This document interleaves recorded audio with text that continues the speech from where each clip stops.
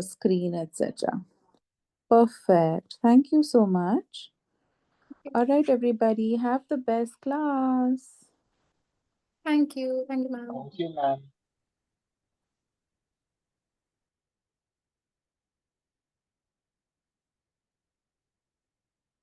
Yeah, Mugdha, are you able to share your screen? No. Okay, can you ask for access? I have given the option though. Oh, okay. I can now. Okay, perfect. Yeah. Should I start or should we wait for everyone else? Please start. Please start. Please start. Okay, yeah. Give me like a minute. Let me know if you need help with sharing, like I can assist you with that.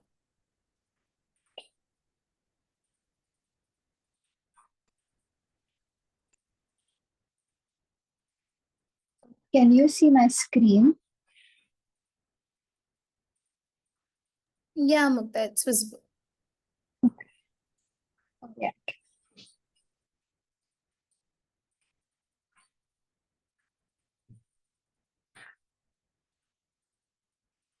Yeah. Okay. So, hi, I'm Mugdha. I introduced myself earlier. I will be talking about green transport today. So, every time we start a car, we're not just starting an engine, we are also igniting a chain reaction that affects our planet. So, yeah, these are some of the yeah. So these are some of the like data points I gathered from the internet. Transportation is responsible for nearly 23% of global carbon dioxide emissions from energy use. That's almost a quarter of all emissions fueling climate change. But it's not just about climate. Vehicle emissions also have a direct impact on our health, contributing to over 4 million premature deaths every year from air pollution alone. In India, the problem is growing fast. We are now the third largest emitter of greenhouse gases, and transport is one of the fastest growing contributors. With over 300 million vehicles on Indian roads, most of them run on petrol or diesel, and it is clear that we need a movement that changes the scenario. So the question is, what comes next? Can we replace fossil fueled vehicles of the past with cleaner technologies like electric and hydrogen powered vehicles? Let's take a closer look. Electric vehicles. So, according to the US Department of Energy, an electric vehicle is defined as a vehicle that can be powered by electric motors that draw electricity from a battery and are capable of being charged from an external source. So, unlike traditional cars, EVs are powered by electricity. Instead of a fuel tank and an engine, they have a battery and an electric motor. So you can simply plug an EV into a charging station or a wall socket, just like you would for your phone. They're quiet, they're smooth, and they're increasingly popular around the world. The key components of electric vehicles are a lithium ion battery, which stores energy, an electric motor, which drives the wheels, an inverter, which converts the electricity into usable power, and a regenerative braking system. It captures energy when the car slows down, and then it sends it back to the battery. So the question is, are EVs better for the climate? Yes, significantly better than gas cars, like you can see in this graph. So this graph shows the lifetime carbon dioxide emissions of a gas car and an electric car. It is measured in grams per mile. So you can see that the lifetime CO2 emissions of a gas car are significantly much more than an electric car. So so we can safely say that electric cars are more sound for the environment. So I would like to talk about the advantages and challenges of the electric vehicle. So the first thing is that EVs produce zero tailpipe emissions. That means no smoke, no carbon dioxide, and no harmful pollutants while driving. If we charge EVs using renewable energy like solar or wind, they almost become completely clean from start to finish. Even though the carbon emissions while manufacturing EVs are much worse than a conventional car, they eventually break even with the gas powered cars once they are in use. And the last point is that they are much more energy efficient. About 80% of the energy in the battery is used to power wheels. In contrast, petrol cars waste most of their fuel as heat. But electric vehicles are not perfect. They also have their challenges, like charging can take longer than filling petrol, especially when you're charging your EV at home. Second, the batteries require rare earth materials, and mining them can be an environmental or ethical issue. There is also something called range anxiety, which means the fear of running out of charge before reaching a charging station. This is very prominent in India because the charging infrastructure is still catching up, but it's improving fast. So EVs have a bright future in India. Next up are hydrogen vehicles. Hydrogen vehicles are an upcoming and exciting alternative to petrol Yeah, and diesel. 1 second. I'm so sorry to interrupt you, Mukta. But Yeah. is everyone clear till now? Yes, please. Does If anyone? you have any questions, you can ask. Okay, that's good. Okay, yeah. Okay, so should I move on? Yeah, Mukta, you can move on. Okay, great. So next up are hydrogen vehicles. They have been being researched on for a long time now, and they're starting like they're not yet brought up in the daily use, but the technology is building fast. They're called hydrogen fuel cell vehicles or HFCVs because they are run on a fuel cell. I will explain what a fuel cell is later. So they don't run on batteries like electric cars, but they use hydrogen gas as fuel.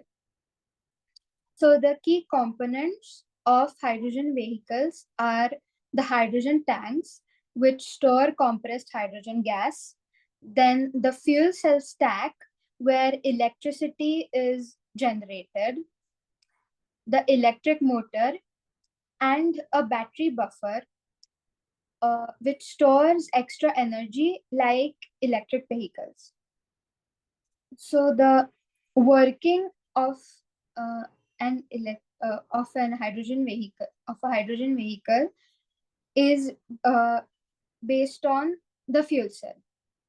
The fuel cell is the place where the hydrogen reacts with the oxygen in the air. And this chemical reaction produces electricity, which powers the motor. And the only thing that comes out of the exhaust is water vapors. We can talk about how fuel cells work.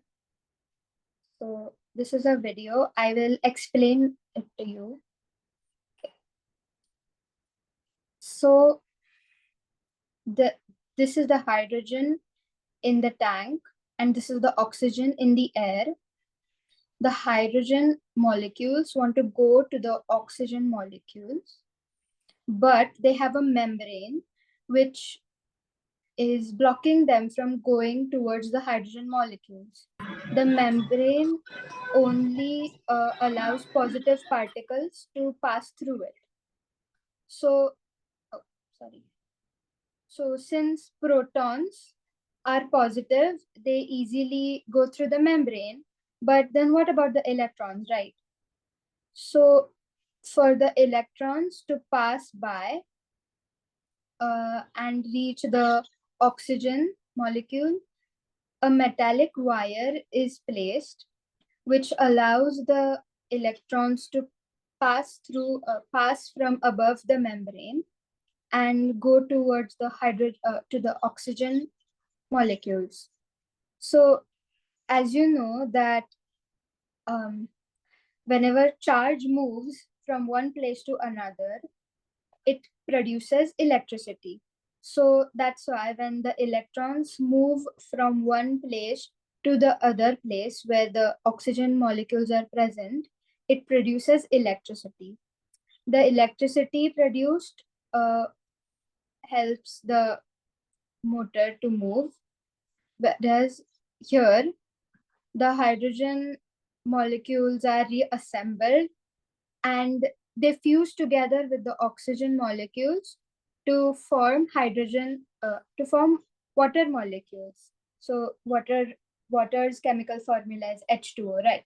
So that's how water vapors are formed, and that's how the fuel cell powers the hydrogen hydrogen powered vehicle. Okay. So even the best of the best technology has its challenges. Yeah, 1 second, Mukta. I think someone has raised their hand.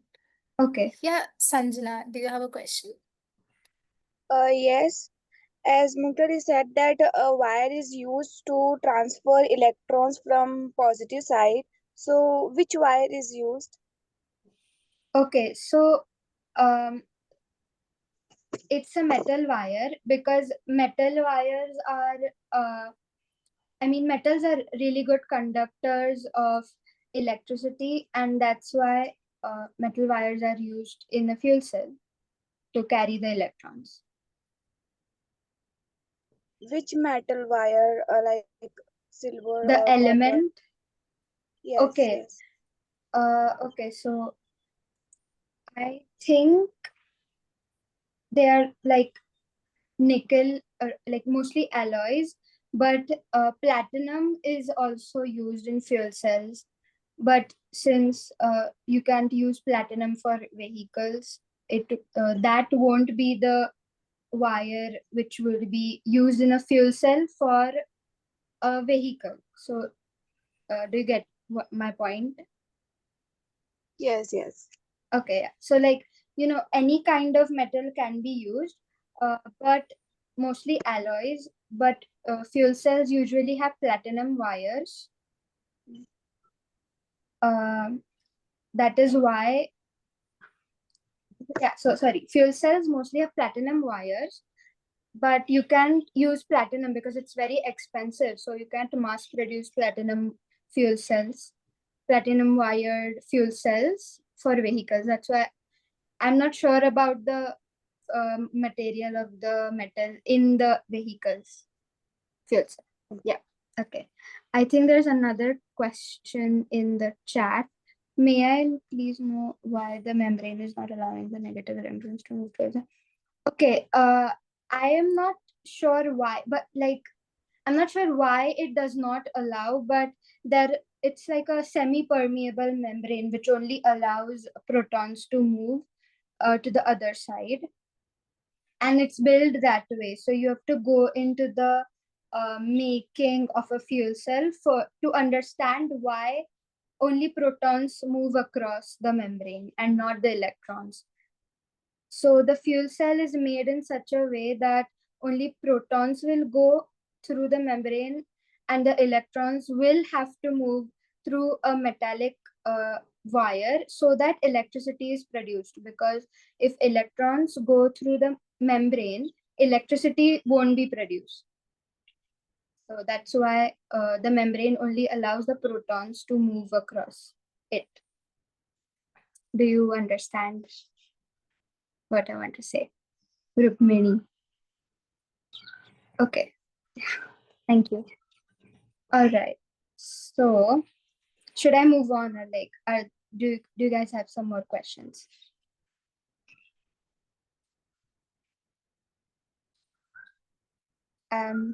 Okay, so I think I should move on. Yeah. So the advantages and challenges in a hydrogen vehicle. So I'll start with the advantages. First of all, like EVs, hydrogen cars produce zero emissions at the tailpipe. They only produce clean water vapors because of the chemical reaction. Second, a big problem that EVs struggle with is refueling time, which in hydrogen cars is solved because it only takes about 3 to 5 minutes to charge or like fill the hydrogen vehicle, because that's how much time the reaction needs to take place. And third point is that hydrogen cars also have a longer driving range, which makes them ideal for long distance travel or heavy duty vehicles like buses or trucks. Okay. So Yeah. what is Okay. meant by emissions? Emissions is like if you see a car, there is a car has an exhaust and there is smoke coming out of the exhaust. So it is because of the burning of the petrol inside of the car, which produces smoke, which is called emissions. So those are the emissions that come out of the exhaust, the smoke, or any harmful pollutants. I'm really curious to know who invented the hydrogen vehicle and electrical vehicle. Okay, so I don't. So I'll be honest. I'm not sure who exactly invented the vehicle, but usually it's never like one person invented one thing, because it takes a lot of research and many people working on the same topic and the same like for example the technology of how hydrogen can be used as a fuel, or how electricity can be used as a fuel. So many people, many scientists and researchers have to work and study on these subjects, and their combined efforts then help to make one object. Like for example the vehicle, like there wasn't like one person who invented a car. So it started with small things like a cart, and then maybe a small like tram, and so on. And then eventually after a lot of research and long years and decades later, we finally have the car we can drive today. So yeah. Yeah. So Anyway, based off exactly what Mukta said, I was just doing some research on your question. So the first time, like she said, no, like it's like a process. It's not like a one-time thing and one person invented it. So the first person who invented like a combustion engine, Like the engine for the car was Francois Isaac de Rivaz. He invented the engine which was fueled by hydrogen gas and oxygen in 1806. And the hydrogen vehicle, like a vehicle that could go on the road, was introduced by General Motors in 1966. And the person behind it was Charlotte, okay, Chevrolet Electrovan. So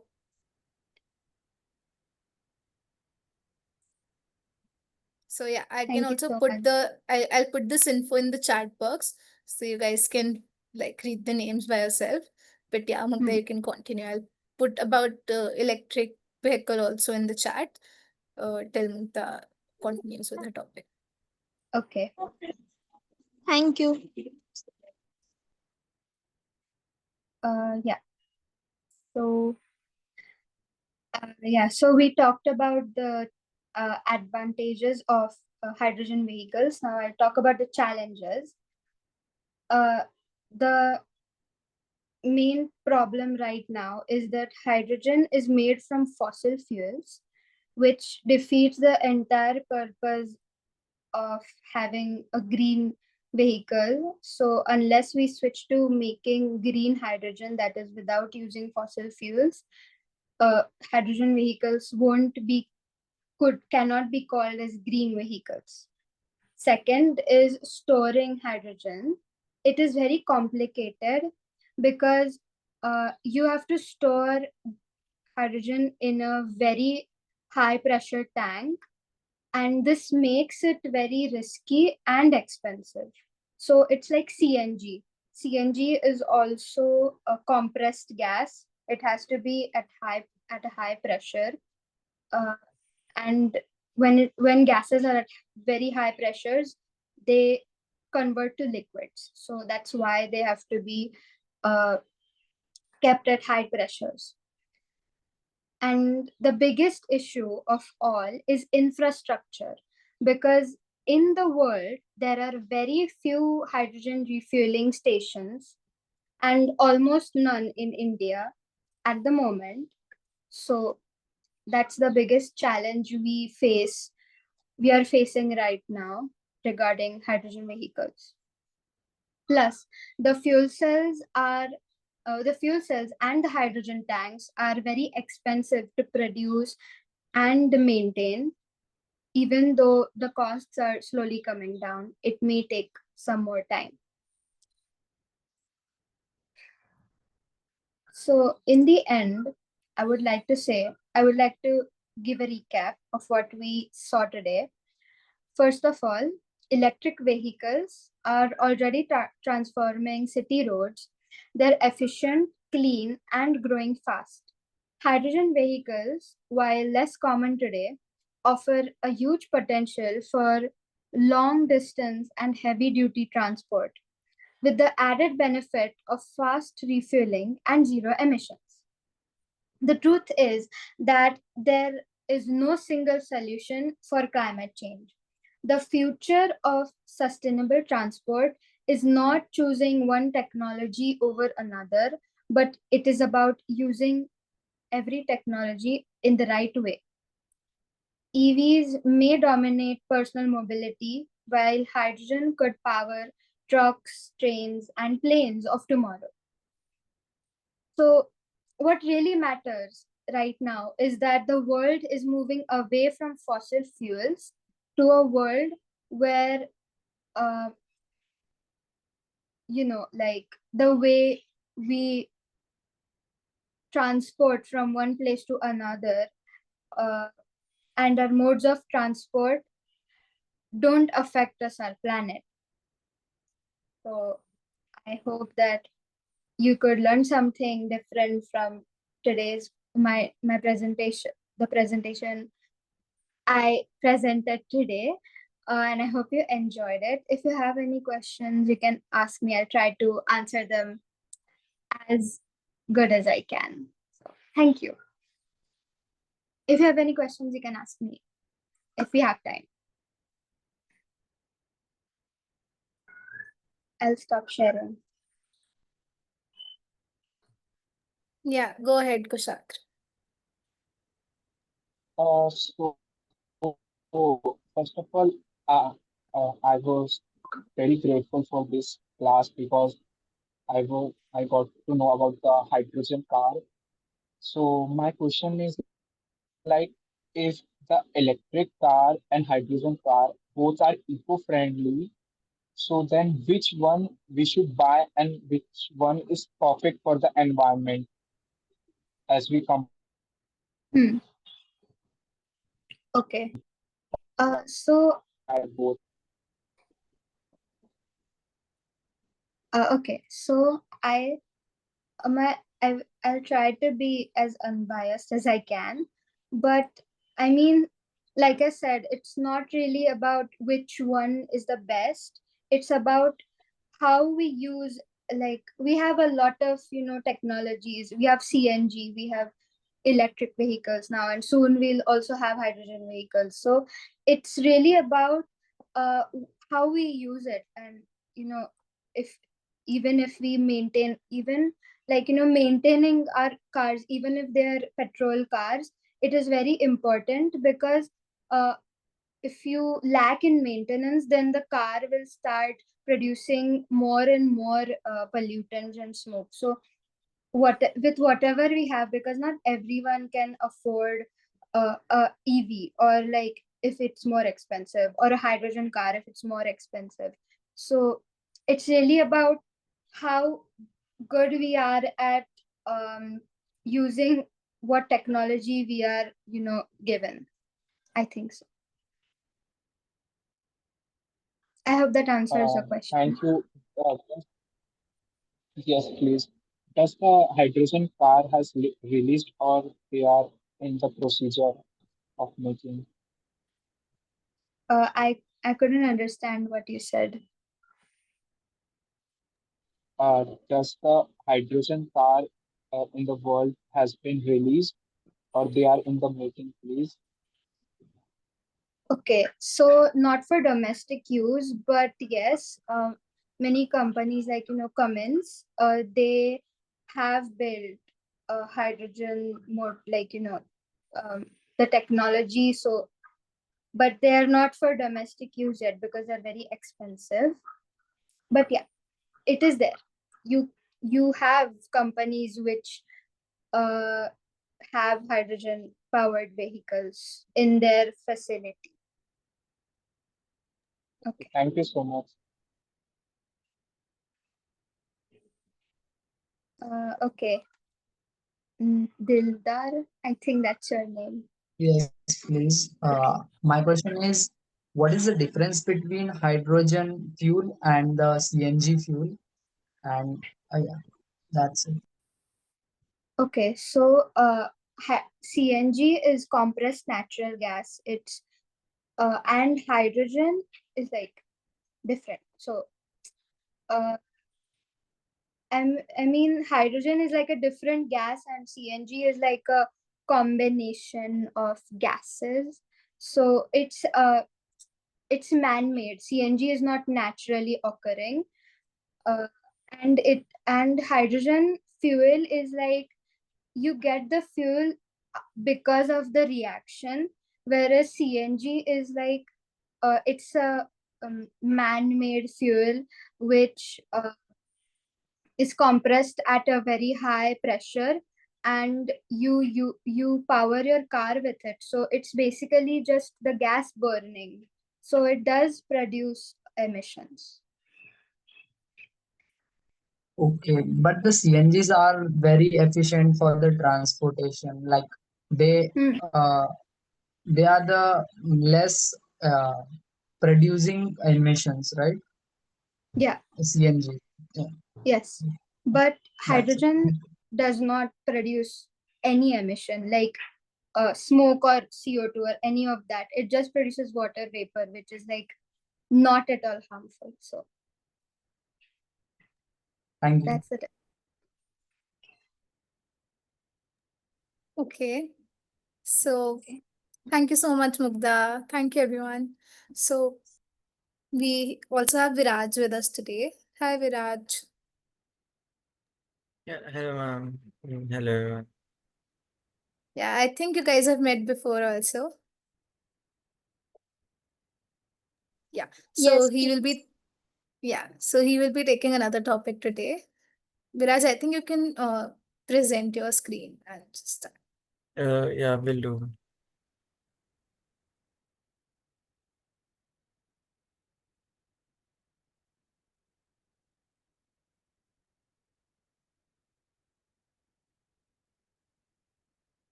Yeah, can everyone see?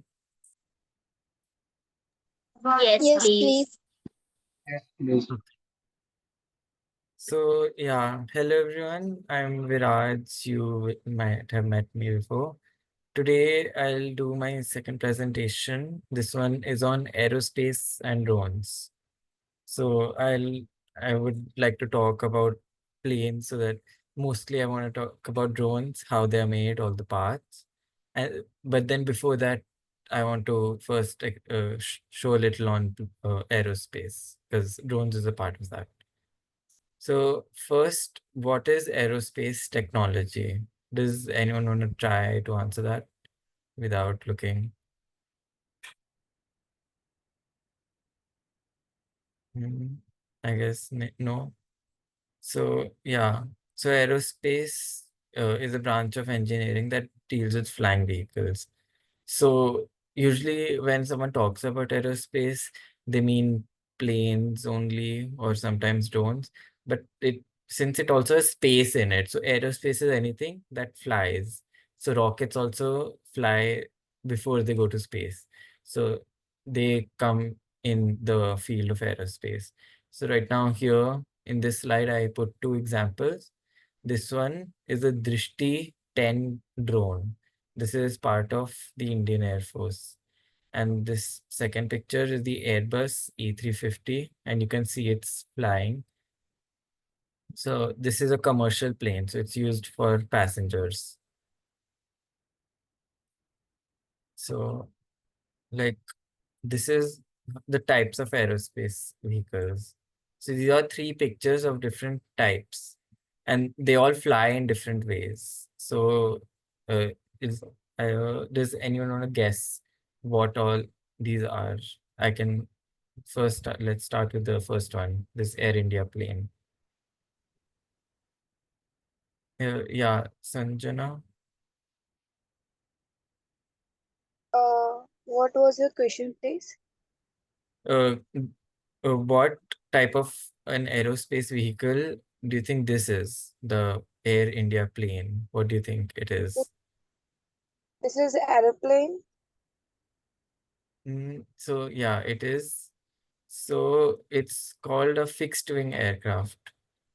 So Okay. aeroplanes come in fixed wing, and you can see how their wings is attached to their body. That's why it's called a fixed wing. So that's why they have rigid wings, and they use those wings to fly. So I can call someone to guess the second one. So Tapsi, you can guess. This is helicopter.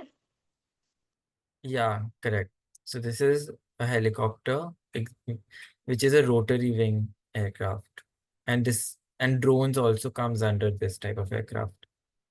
So, so they don't have wings, but they have much smaller wings that rotate.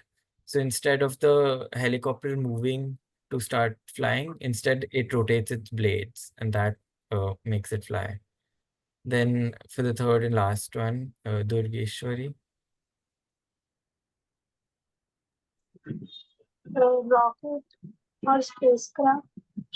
Yeah, absolutely correct. Spacecraft or space-bound aircraft. So these don't use wings to fly at all.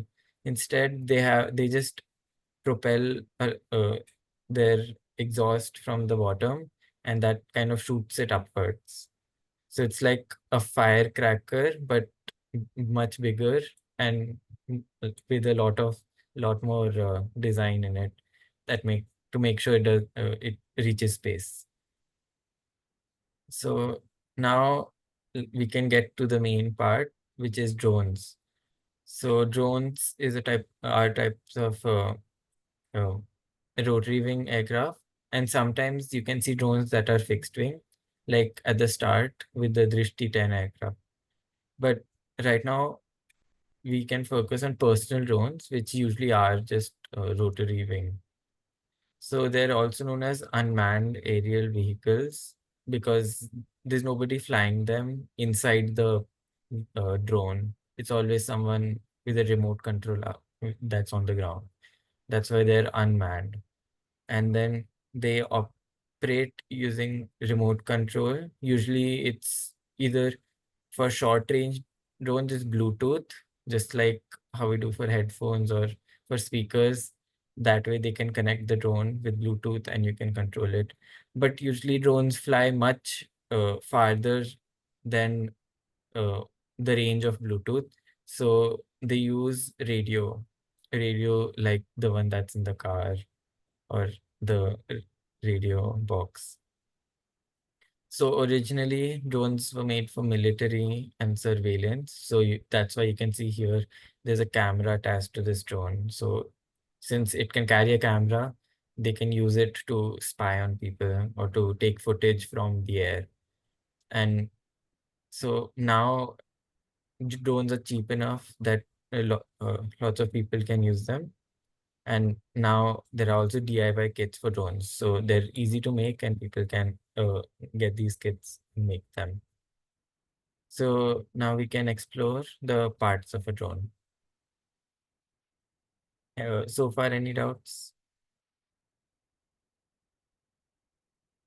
Hmm. So the first part and the main part is the frame. And you can see it's already somewhat in a drone shape. So this is the structure and all the parts of the drone is put onto the frame. Usually frames are lightweight, so they can't be made of metal or something heavy. So usually it's plastic or sometimes carbon fiber like this one. You can see there's a special design on it that usually means it's made of carbon fiber. So here there is the main base of the drone and then these four arms that hold the rotor blades. So second part would be the motor and it's somewhat the most important part because without it, it won't fly. So here these things spin the propeller and so you must have heard of a motor already. It spins, it uses electricity. So these are what are put on the arms of the drone. So here it uses copper to spin the motor and magnets. Then here in the middle is the rotor, outside is the rotator. This is what is attached to the drone. Then you usually in drones, it's four motors, sometimes it's six or sometimes eight. So next, electronic speed controllers. So the motors that we put on the drone, they uh, rotate at a fixed speed. And so for drones, you need some amount of adjustment. So they use this. This uses signals from the controller to change the speed of the motor and individually change the speed. So uh, for that, using that, it can control how fast the drone is going or whether it wants to go up or down or it wants to tilt to the side or to the front. Then the next part is the propellers. Uh, these are attached to the motors and they aren't always the same. So using this first that they generate lift. So this is what pushes air down so that the drone can go up.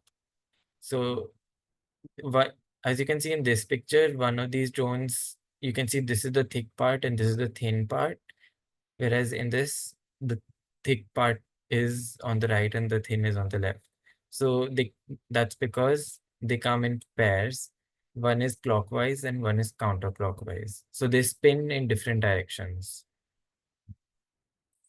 So like this is a diagram of that. Drones use two or use pair of each type of propeller. So this is counterclockwise and this is clockwise. Here, this is a six-bladed drone, counterclockwise, clockwise, counter, and then clockwise, counter, and clockwise. So you because if it uses all of the same propeller, it starts to spin in the opposite direction of the propeller because of the recoil. So like you can see when you're throwing a very heavy object, you when the object goes front, sometimes you go back. If you're not, you don't have stable footing, then uh, you might even fall. So same way this happens with rotation. So here's an example of how the propellers move. So this one's going counter clockwise, this one's going clockwise. Then this is the flight controller. It's called the brain of the drone, and this is what uh, controls everything. It holds the coding that makes the drone quad work the way it does. So it processes input from the sensors. Usually it's a gyro sensor to detect how much tilt the drone has. And then it has a radio receiver so that it can get the instructions from us asking where to fly. And then it stabilizes the drone so it does not fall out of the sky. Then this is the way the flight controller makes the drone move. One is upward, downward. The drone obviously needs this to fly. Then horizontally, it moves in forward, sideways, and then it rotates. So to move forward and sideways, here's a diagram of how it does that. So this is where the propellers move the drone. So when it tilts, it starts somewhat falling forwards. So half of the motion is forward and the other half is still upward. Then the next part is a radio receiver.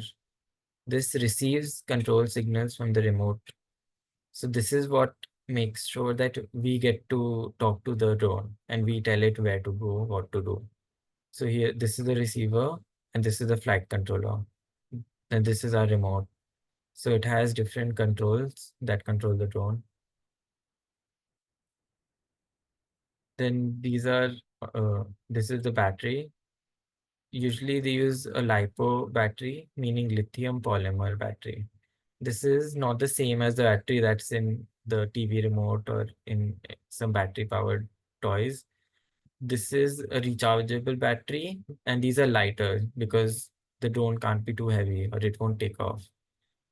And these are also risky batteries since if they are overused, they tend to catch on fire. Here's the power distribution board. This is usually combined with the flight controller so that it basically decides how much battery power each part of the drone needs. So it has a bunch of pins that is connected to the different parts and it gives all that power to them, while these main pins is where the battery is connected. Thank you. Now, if you have any doubts, you can share. Hi, I'm so sorry to interrupt. Can we do one thing? If anyone has any doubt related to this topic, can we put that doubt in the chat box and then Viraj can also reply in the chat box? Till then, Pranav, who is one more presenter, he can start with his presentation because we're like a bit short on time. So we'll have to do both the things simultaneously. So if you have any doubts, put it in the chat box. Viraj will reply there. Hi Pranav, are you there? Pranav?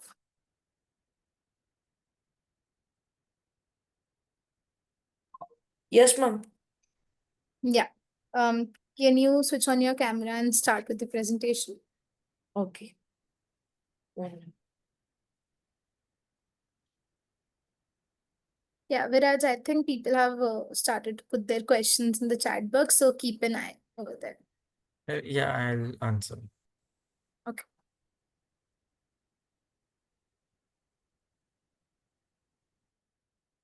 One minute.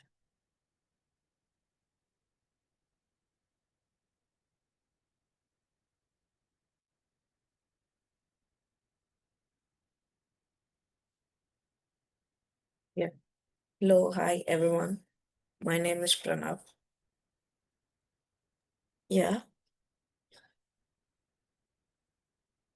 Today I'm going to tell you about evolution of technology.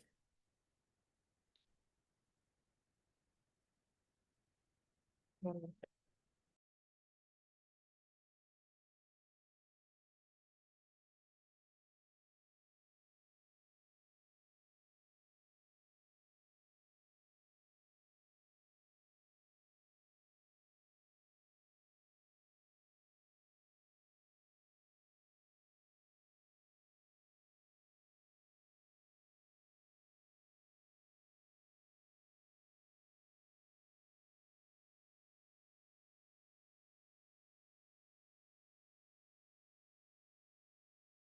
Pranav, is there a problem? I can help with it.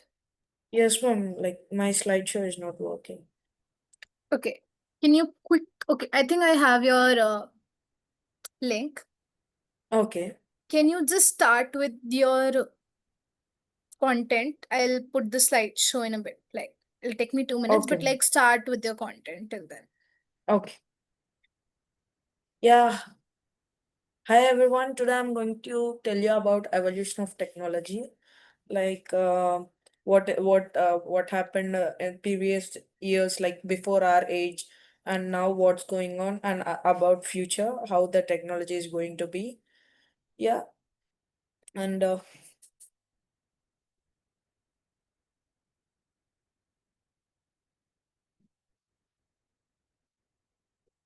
ma'am, could you please do it first? Yeah, I'm working on it.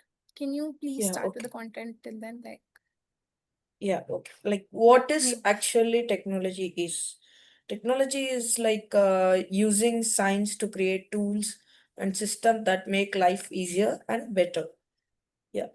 Technology showing how smart and adaptable people are, like how we can use technology like that. And importance of technological evolution. Technology helps society grow by making things faster, better, and easier.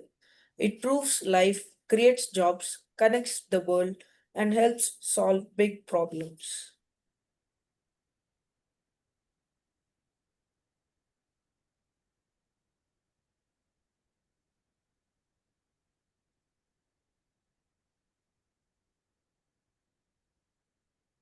Pranav, is this your slide? No one, the last one. Last one. Last one as in? Yeah, Okay. Great. I'm just yeah, going. from here. Yeah. Yeah. Evolution of technology in the like 1900s, 2000s, and future. Next slide. Next slide, ma'am. No, the contents one, the before. Yeah. Today we are going to talk about these topics: introduction to technology evolution, technological advancements in the technological revolution in the 2000s, future of technology, and conclusion. Yeah. Next slide. Introduction to technological evolution.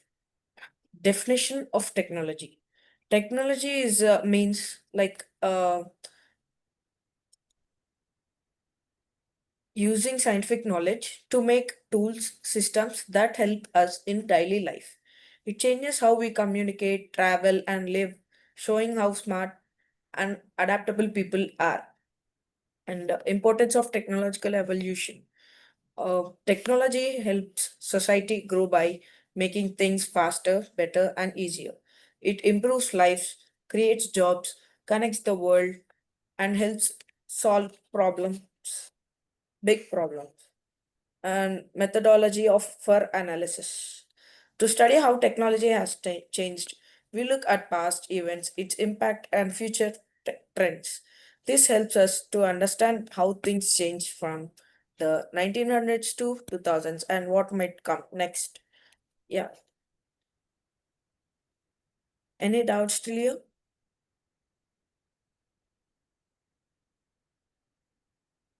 No. Okay. Then Yeah, could you I please think go to the.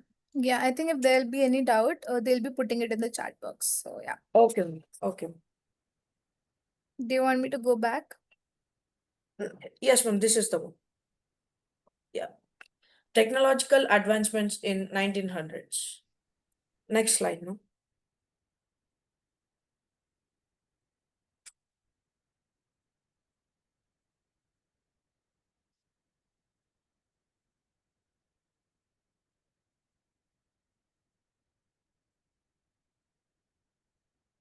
One minute, some network issue. Yeah. Key innovations in 1900s. Invention of the automobile. The invention of automobile revolutionized transportation, enabling faster movement and great mobility. Cars changed the way people travel. Like people used to travel in cycles, all those like bullock carts like that. But technology improves a lot. Cars changed the way people travel. They made moving around faster and easier, helped cities grow and boosted industries. Yeah. Rise of electronics. The rise of electronics in the 1900s revolutionized communication and entertainment. Radios, TVs, and other electronics changed how we talk and entertain ourselves. Like before, we used to have radios, what's going on in the world, what's going on in the country. We used to hear through radios. But today we are having mobiles, radio, TVs, all that. We can find any information from there. They made it easier to share and get information. Birth of the computer. Computer helps us solve problems faster. People like Alan Turing helped creates the first digital computer that lead to today's technology. In computer, we can use like we can access many things. We can play games like we can use technology in a big way. Yeah. Next slide.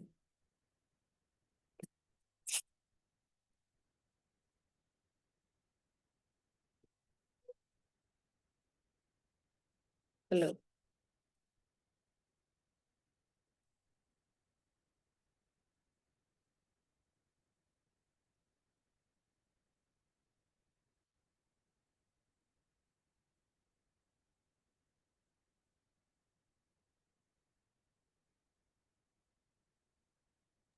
Hi Pranav, is there a problem? Yes, ma'am. Yes, ma'am. Yeah, some network issue. Like, and the next is impact on society.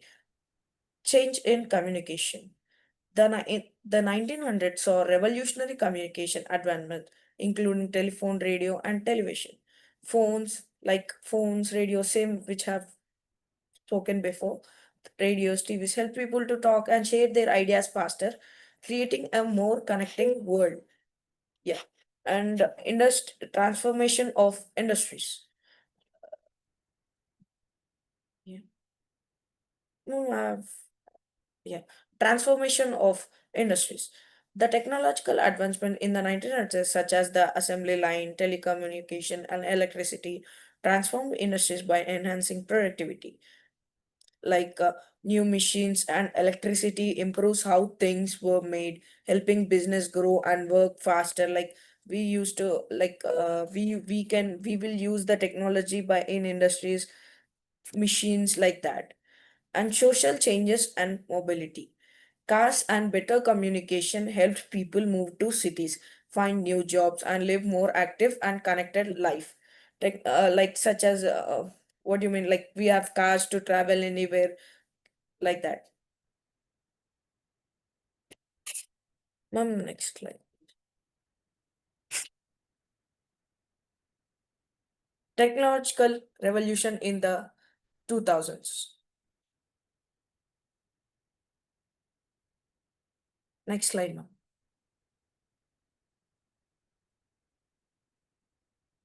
Yeah, significant developments.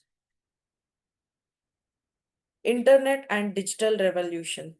The 2000s makes the internet and digital revolution characterized by widespread access to the internet, the rise of social media, and mobile technology. This era transformed communication, commerce, and the information sharing, laying the groundwork for an interconnected global society.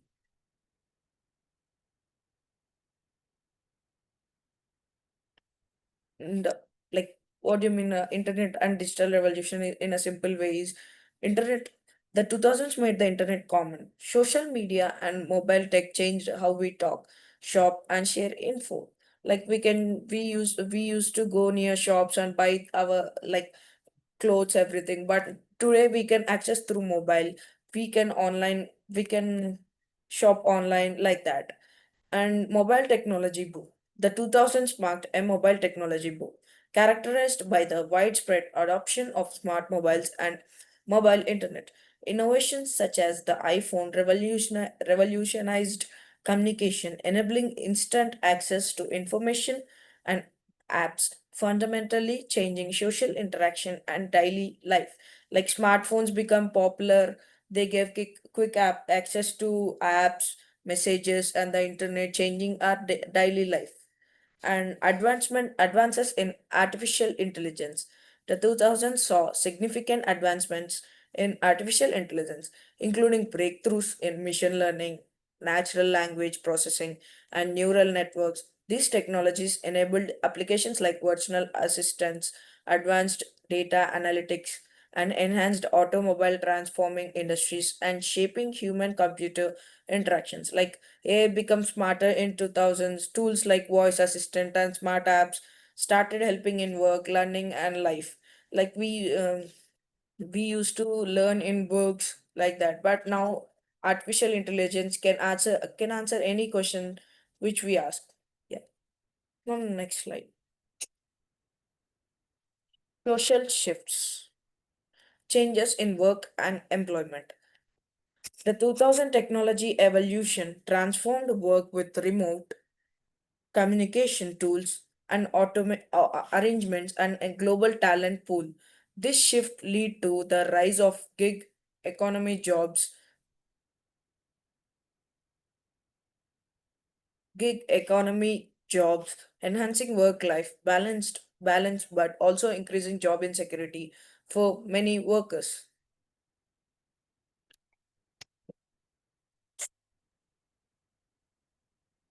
Like in 2000s, remote work and online tools made jobs more flexible. Like previously we need to go to some other place and we would work there, but now we can easily work in laptops, phones, like that. This created new job types, but also job insecurity. And globalization and connectivity. The internet and mobile tech connected the world. It helped people share ideas and boosted international businesses. The 2000s witnessed a surge in globalization and connectivity through the internet, social media, and mobile technology. These advancements transferred communication, enabling instant access to information and global interaction, ultimately fostering cultural exchange and economics interdependence among nations. Privacy and ethical consideration. The 2000s technological revolution, marked by the rise of the internet and social media, raised significant privacy and ethical concerns. Personal data became commodified, challenging individual privacy rights and promoting debates on surveillance, data protection, and the moral responsibilities of tech companies. Like as more people use the internet, concerns about the privacy and data safety grew. This led to debates about how technology companies should protect user data. Next slide. Future of technology.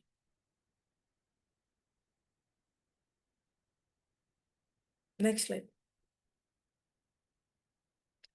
Emerging trends like quantum computing. Quantum computing promises to revolutionize technology by solving complex problems unprecedented speeds. It leverages quantum bits for parallel processing, impacting fields such as cryptography, medicine, and artificial intelligence, potentially leading to breakthrough that traditional computing cannot achieve.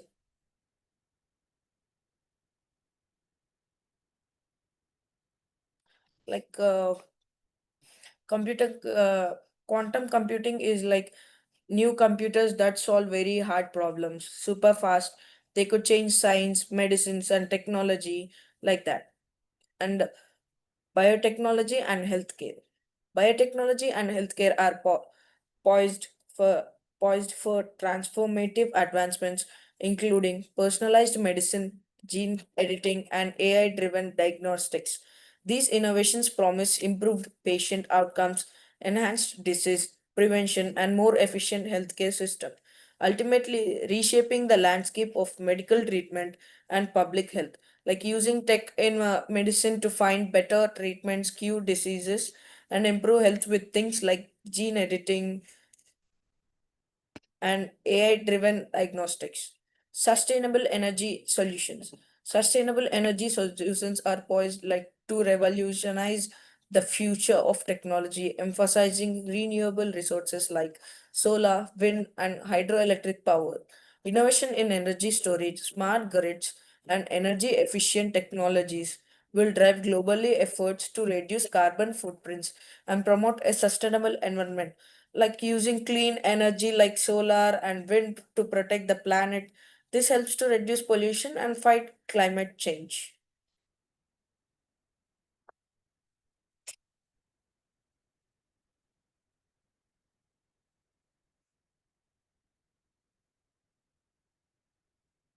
Workforce transformations. The future of technology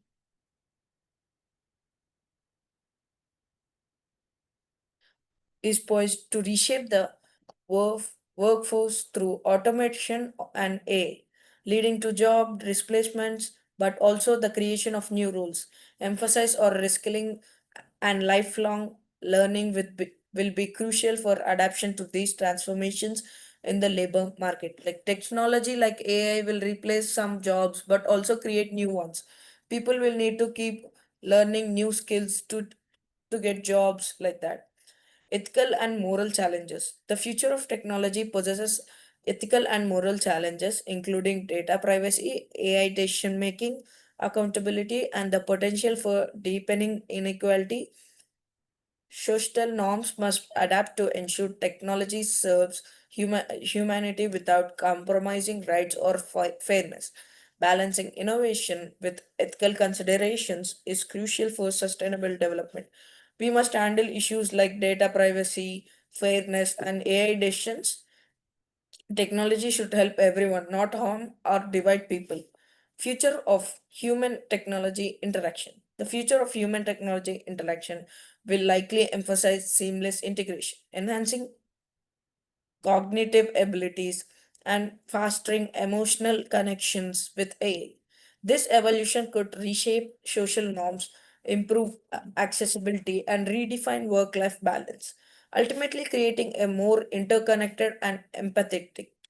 Future tech will work more closely with people, helping us think better, feel more connected, and live balanced. We can even share feelings to those. Yeah, ma'am, next slide.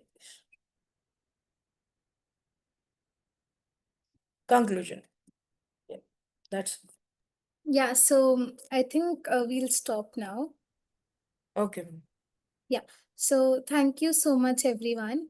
Um, I was reading your comment and you guys said that can you go slowly, but like we were like a little slow on time. So I'm so sorry if we were too fast, but is there anything that you guys want to ask? Please don't apologize. We are so thankful for y'all. So please don't apologize. We're so thankful that y'all come twice a week and teach us. So thank you, Ananya, very, very, very much. I'll spend a little time with the kids, and then we'll call the class to a close. Tribes for Good is welcome to leave. Yeah, y'all are welcome to stay. You're welcome to leave, wherever's easy for you. But thank you so much. And our brilliant teachers, I don't see them, but can't see everyone on my screen. So thank you. Thank you very much. Thank you. Thank you. Mukta, thank you. I love talking to you this morning. Well, my morning, your evening. Ananya, thank you, sweetheart. Thank you. Thank you Thank for you, being ma'am. here. Thank you. Thank you. Nice to meet you all. See you. Goodbye. Okay. Bye. Thank you.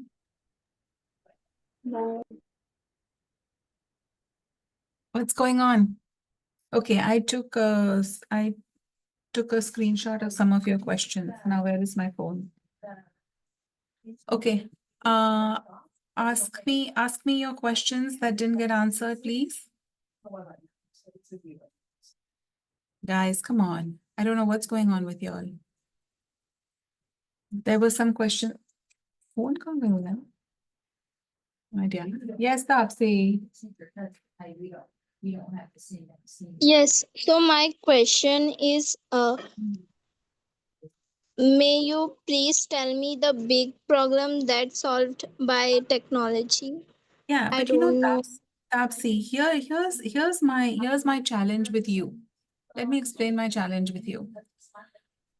The ethical ramifications. What do I mean by ramifications? Challenges. I don't know, please. Yeah, it's a new word. It's a new English word. I'll put it in the chat. Okay. Ramifications. Let me put it in the chat, please. So the big challenges, the ethical ramifications of things. You constantly want the answers from the person across from you. But the answers need to come from you. Abdul Rajveer Krishna, I don't know what the problem is, but if I can't have your attention, then you can't be in my class. Do you understand what I'm saying? You want to play around? Leave my class. So the ethical ramifications. So you tell me, Tapsi, what is technology doing for us? How is technology helping humans? To make life easy for us, How? uh, to help in doing some projects, or uh, to find some solution that, and also answer for the questions that we don't understand. Yes, very good. Anybody else? How else are we using technology? Tapsi, keep your hand up, okay? Anybody else? How else are we using technology? Sanjana. Technology reducing our work. One more time, Sanjana. Technology reducing our work. I'm sorry, and yeah, Reduces your work. Yes, reduces your work. How? Don't give me high funda answers. Give me specific answers. Yes, whoever needs to leave, please leave. Yeah, you don't need to stay if you don't want to stay. Sanjana. How? like suppose that I had to do some project, so technology helped me to find out the information related to my project. Yes, very good. Angel, how else? Communication, because How? before technology we can't use calls directly, talk to person who is in another country. Right now we can do that. We have Yes, video calls, we have audio calls, WhatsApp, very Instagram, good. and lot. Very good. Dildar. We have latest uh, creative apps for the creating the uh, arts, uh, automated generated. That helps. Yeah, yes, Dildar, very good. Madhuri Durgeshwari. Like before we used to wash clothes with hand, and now we use washing machine for that. Yes, very good. So it's made our work quicker, it's made our work easier, it's given us free time to do other things. Yes, very good, Sejal, right? It helps save our time. It increases our mobility because of cars, trains, buses, airplanes. So if there's so much good with technology, what's the bad? If there's so much good with technology, what's the bad? Mansi, what's the bad? So often we use it in wrong way as well, like in the last session, like the last presentation, as the tutor said, Mhm. it sometimes it do cybercrime, and also we stop thinking using our brain. We just want the direct solution of the problems. Yes, so we're not using our brains. We're not using our brains. We're not. Somebody said it's not always 100% accurate, right? There are all these other challenges. What other challenges do we have? Krishna, Rajveer, Abdul, what other challenges? Yes, ma'am. The main challenges we are facing in today's life is mass production of technology. Even we don't need more. One need only one mobile, but in today's time, one is owning 5 cars and one is owning 5 mobiles Yeah, but just what is for. the problem with technology? What is the problem? That is consumerism. What you're talking about is mass consumerism, 5 cars, 10 phones. What is the challenge with technology? Exploitation of the information which are available for ourselves. Like example, the data of companies are sold to the uh, customers, and the other things like private informations are have been stolen and sold on these websites and all. Yeah, see, you're not understanding the issue. That's the issue, is you're not understanding the issue. Tapsi, ask me your question again.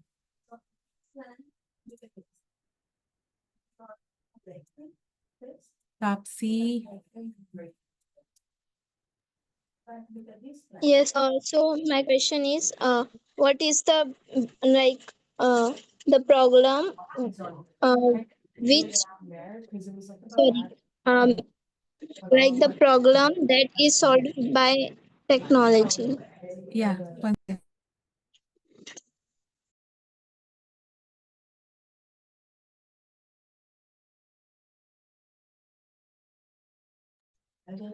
Um, so your friends just told you all these various solutions that technology is providing for us.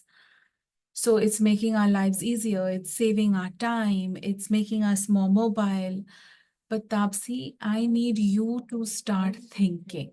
You want the big answers from people outside of you. You need to start getting the big answers from inside of you. Do you understand what I'm saying? I'm proud of you for asking. That's how I know where I need to coach you. I'm very proud of you for asking. But I need you to also start thinking. Okay, baby? Yes. Yes, please. Sanjana, what Thank did you you. want to say? Most welcome, darling. Sanjana, what did you want to say? Ma'am, the question that you have asked earlier, so I want to give the answer. Okay, please give me the answer. So the problem with technology is like less interaction. We're not interacting face to face, like we just call on phone. So that one problem. Another is addiction. Yes, yes. These These are the are some problems. challenges. We're not talking to each other. We're not building our lateral connect because पहले तो पहले तो we if you're just on your socials all day long, you're not creating any sort. You remember we have talked in class, how much of communication is body language? Dildar.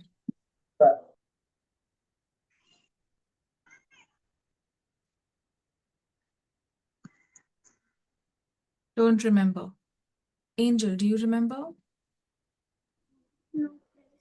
No. Who remembers? Nobody remembers. Durgeshwari, do you remember? Ma'am, could you please repeat your question? Yes, I can. How much of communication is body language? 5%? एक मारस तने दुर्गेश्वरी इया थी. Body language. Body language is Body what? language is 5%. Joyo, the spray bottle also works and the hand gesture also works.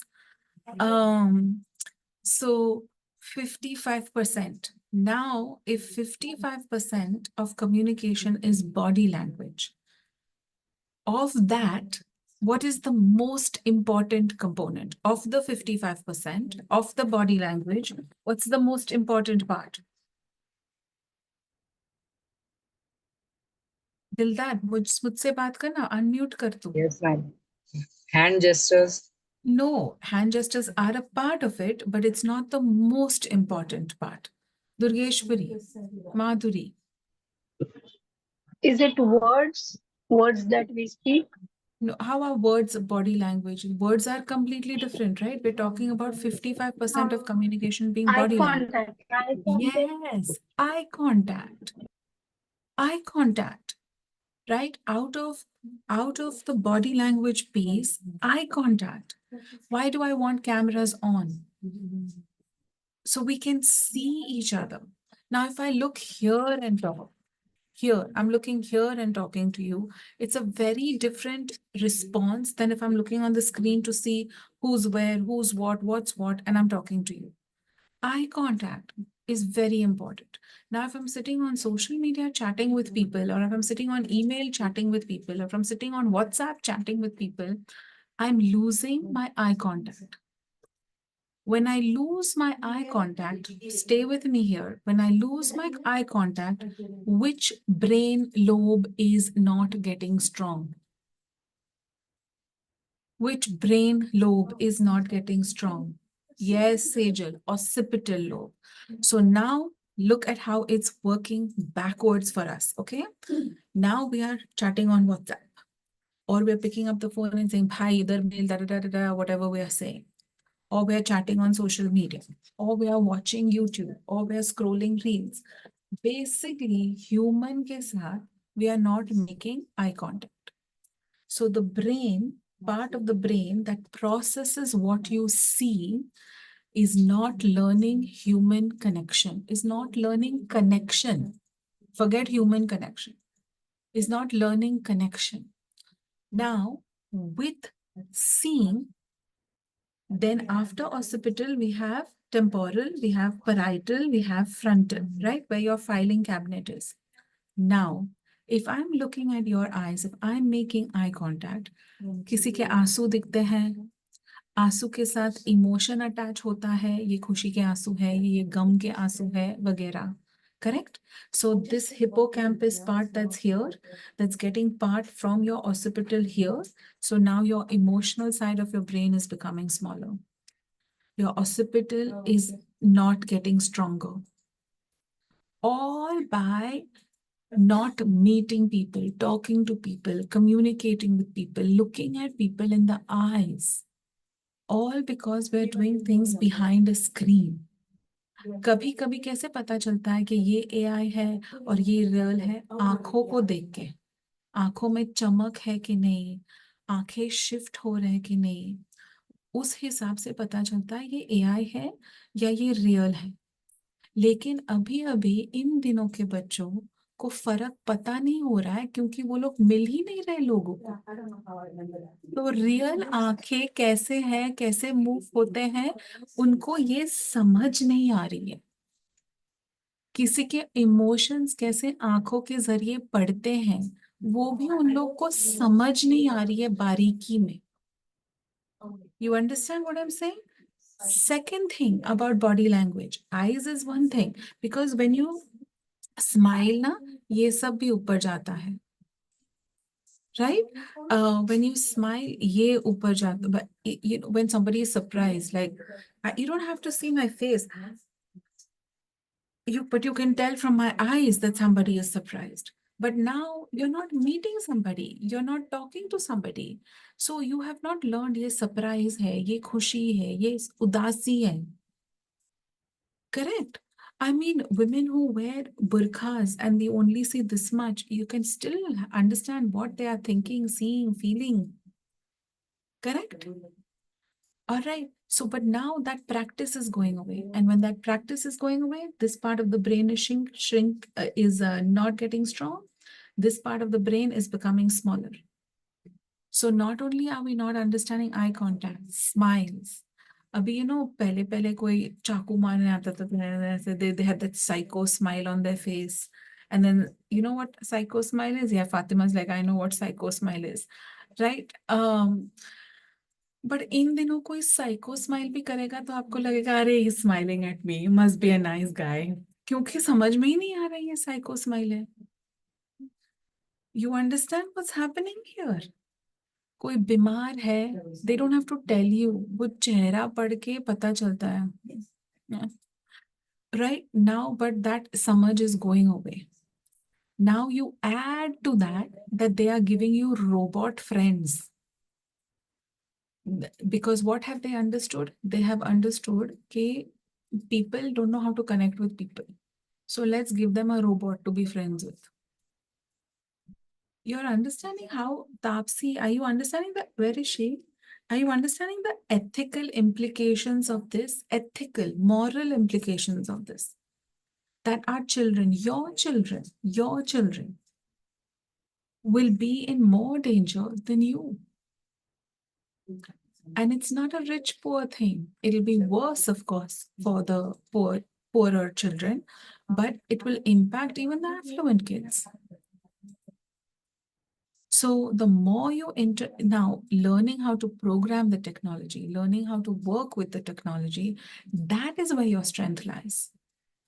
Making your technology your boyfriend, making it your friend, making it your therapist, these are not the positive uses of it. है ना? Chat GPT को पूछना मेरे boyfriend ने ये किया अभी मुझे क्या करना चाहिए. Chat GPT is not your friend. That is not who you need to be asking. Right? You need to be going to Rukmani or Sanya Momen or Sejal, or you need to be going to people to talk to them. है ना? इन दिनों वही हो रहा है. Like people are going to Chat GPT और ये क्या नया वाला है दिलदार? Deep fake जो भी है वो deep seek क्या है वो? Deep seek. Thank you. हाँ, this is I'm telling you हमारे KurNiv बच्चे ये कर रहे हैं. They are going there and they are typing. They are typing in these AI platforms.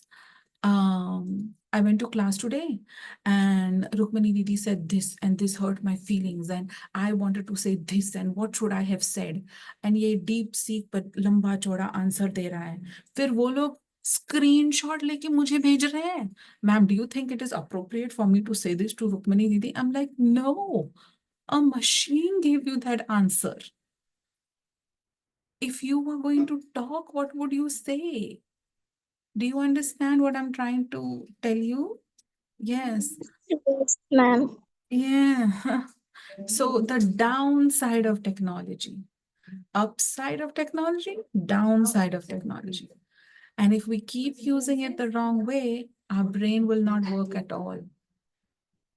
And then we can be brainwashed repeatedly. I need you all to really read and understand more about this technology stuff. Okay. All right. Any other questions, please? Oh, my meeting is starting, so I have to go. Any questions, beta? No? All right. Sejal, thank you for posting your video. Sanya, I can tell you're still not well, but you all have 4 days. You all have 4 days to get this going. So please talk to your I friends have on sent this my call. video to Sejal. Okay. Why have you sent it to Sejal? Never mind. Sejal, what's the issue? I just wanted to say that I just need 5 minutes with the team. May I have it, please?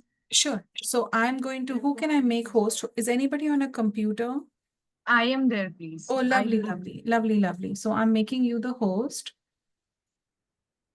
If the recording is stopped, I will. As soon as I make you host, why don't you stop the recording? Okay?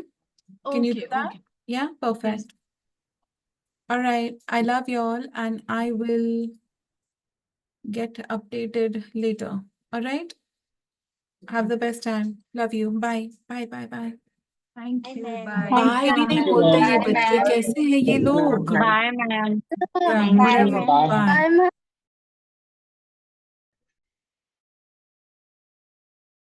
Can someone help me how to stop the recording? Because I can't see anything. Pause, stop. Are you sure you want to stop?